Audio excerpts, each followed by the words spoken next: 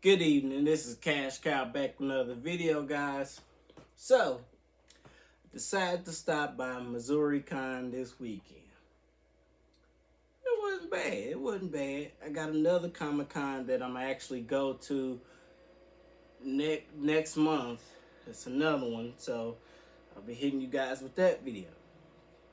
But today, I had a $400 budget, and this is a combination of what I found in my local comic shop the day before and what I also bought at MissouriCon. So it's a $400 budget, alright? And I picked up some good stuff. Well, let's go ahead and hit you with the footage from the MissouriCon. And then I'm going to get into it with these comics. Alright? Let's go. Drop that bean footage, y'all.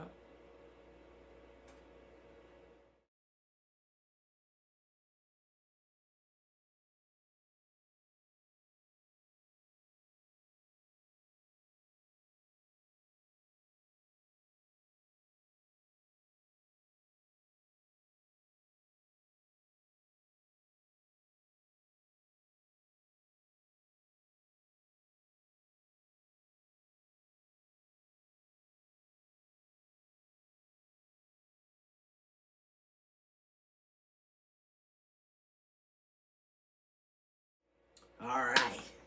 Now that was what I was talking about. It's a nice cosplay going on. People just having a good time, surrounded by people that like the hobby and love the hobby just like me. And that's all I can ask for, alright? With that being said, let's get into these comics. Alright, the first one. We got Marvel Point #1. This is the first appearance of Nova Alexander.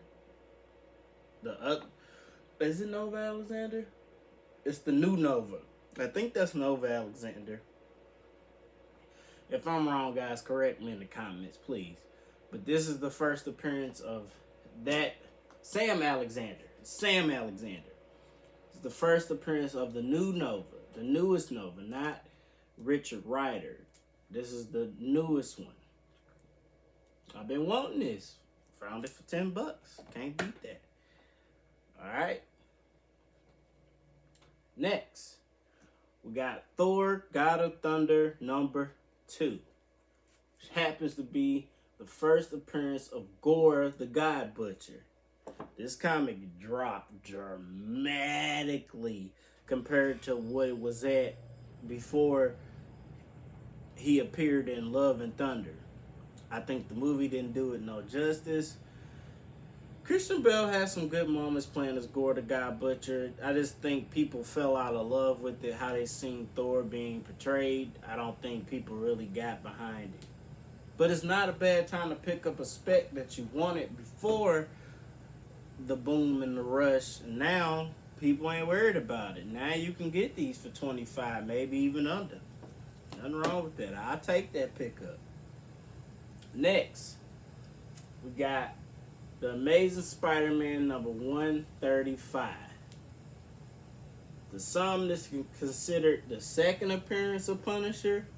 Some is considered the third appearance of Punisher.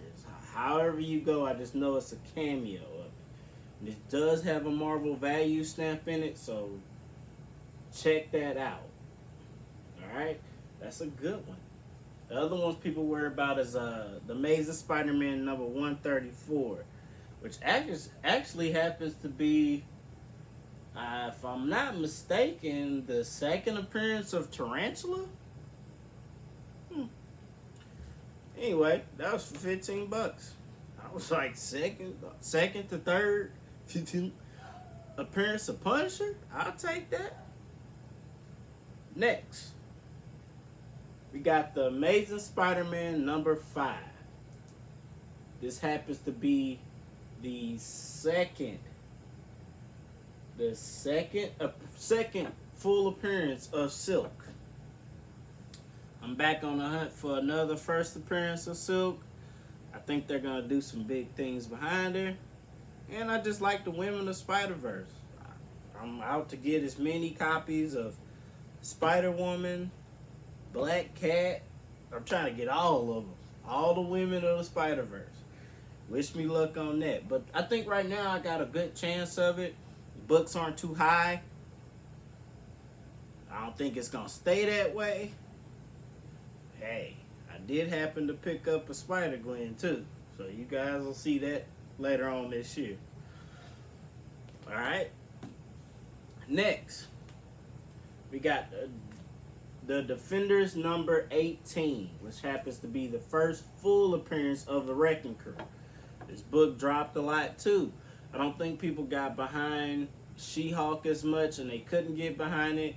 Then how they portrayed the Wrecking Crew was like this little weak crew that would just easily thrash. Which, don't get me wrong, they're not a household villain. They ain't an A-list, B-list, C-list. They're more like a D-list, villain. But it's like, God, dog, give them some credit. Let them, hit it in the head, make a dizzy for a minute, something, But they stood no chance. And I think after people saw them get thrashed by She-Hulk the way they got thrashed, and then they end up being like this temperamental, emotional group, people was done with them then, So I understand how that goes.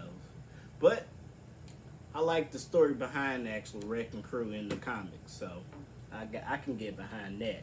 The story, at least. I can't get behind how they portrayed in She-Hulk. But with She-Hulk being greenlighted for a season 2, they might make an appearance, maybe become allies, help her this time. I don't know what's going on. We'll see how that goes. Next, we got the all-new Wolverine number 2, which happens to be the first appearance of the Honey Badger. It was Gabby as the Honey Badger, which happened to be X-23 Laura Kinney clone. And this is what she became eventually, Honey Badger. She becomes a lot of other. It's like one more other identity she becomes. Gabby goes through a lot, but I think hey, if they give X-23 her big shot, maybe they'll introduce that later on down the storyline, and we can see the X-23 clones, and we can go from there. And I think they got a hit if they do that. They obviously ain't gonna keep giving you the same old Wolverine, so maybe they'll give you the X-23 his daughter version this time. I think that's worth it. Alright, that was good. Hey, I was glad to pick that up. That was all the books I got from my local comic shop. Now, what I did pick up at MissouriCon. This happens to be, I think, my second copy. This is Showcase Presents number 97, which happens to be the first solo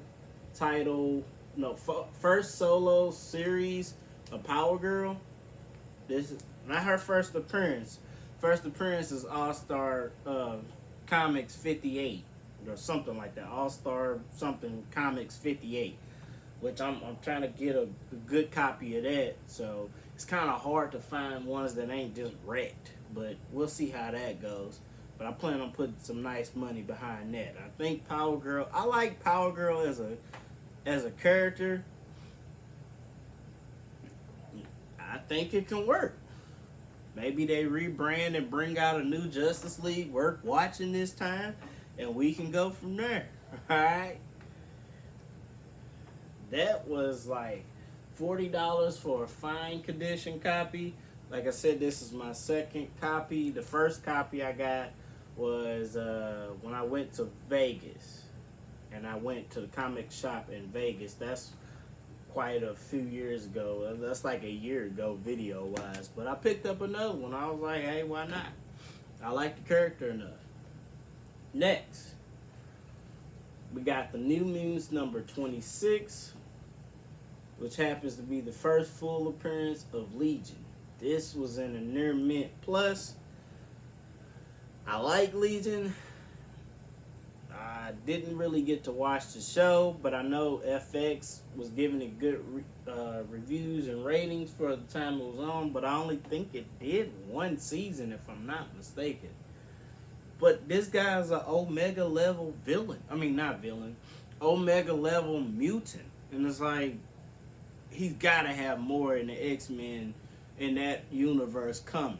I think they're really going to emphasize like the Omega level mutants are going to really stand out this time. Not just, oh, you're a level 5, you're a level 3. Like that little brief part that Magneto gave to you in X-Men 3, The Last Stand, I think they're going to really hit harder this time with like certain villain levels because they can use all the villains now. So, hey, this, Legion is that he aight. He Omega level. He ain't nothing to play with. So, hey.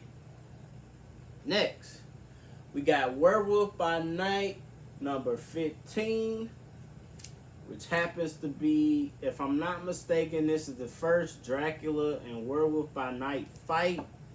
I was like, I saw that, I was like, I'm getting that.